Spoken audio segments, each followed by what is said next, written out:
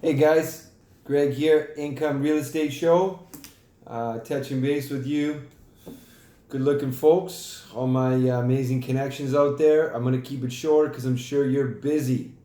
And if you're not, give me a call. I'll give you something to do. Okay? And I just want to touch base today on a subject that is arising a lot, getting a lot of questions on, and it is Greg, I've got hydrovac material I need to dispose of. Who can run it? How can I save money? Where does it go?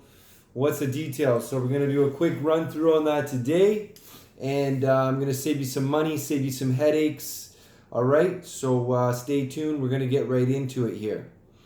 Again, this is the Income Real Estate Show. There's no E on it. Stands for industrial and commercial. Okay? So, you got to move hydrovac. Lots of people are going with the hydrovac these days. One of the main reasons is the precision. They're easy to access in the site. They can work around poles, utilities. They're highly effective tools. They can save you a bunch of cash versus a traditional excavator working on your site. And, probably the primary reason is for precision, working around things specific, delicate areas. Second reason why people are using them, they mob themselves, okay? And if you're not familiar with the word mob, it's slang for mobilization. So these are costs that add up whenever you're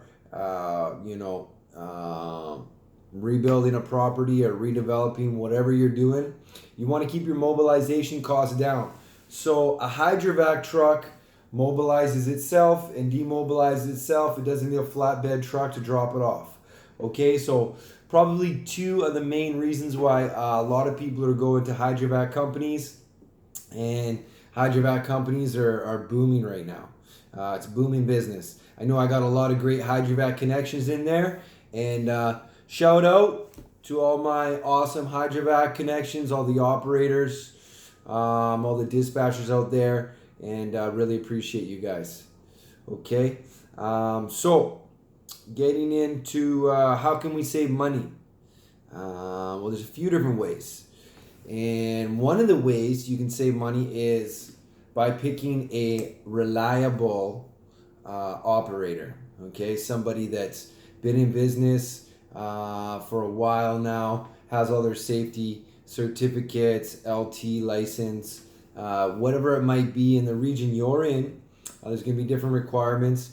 Pick a reliable operator, and if you call around, I know, I probably have, at least 20 good connections to different hydrovac companies, owners, operators here locally, and they're going to range anywhere in price from, $180 on the low end to $300 on the high end. And when you're working on a project, these hours add up, and there can be quite the discrepancy there. $120 an hour it's a lot of dough. It can add up depending on how big your project is and how much hydrovac you need. Okay, so pick a reliable operator, and check out your costs, your hourly costs. Unless it's a unit specific. So sometimes you get lump sum projects, etc. If you need help finding a reliable hydrovac operator, reach out to me, message me, let me know. Holler at your boy here, and I'll point you in the right direction. I got lots of good, reliable companies, all the certifications, and as well, that brings me to another point where we're going to save you a bunch of dough.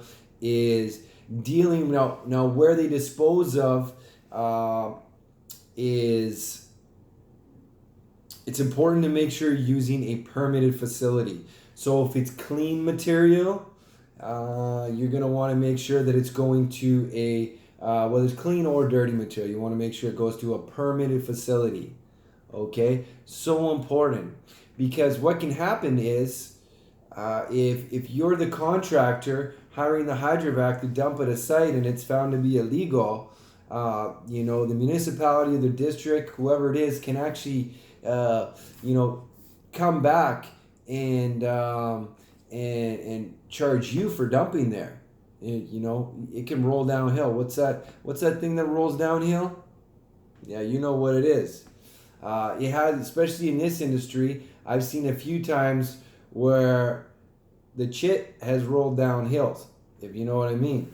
Okay, so make sure you're dealing with a permitted facility. If you need to know a permitted facility in your area, reach out to me, Greg.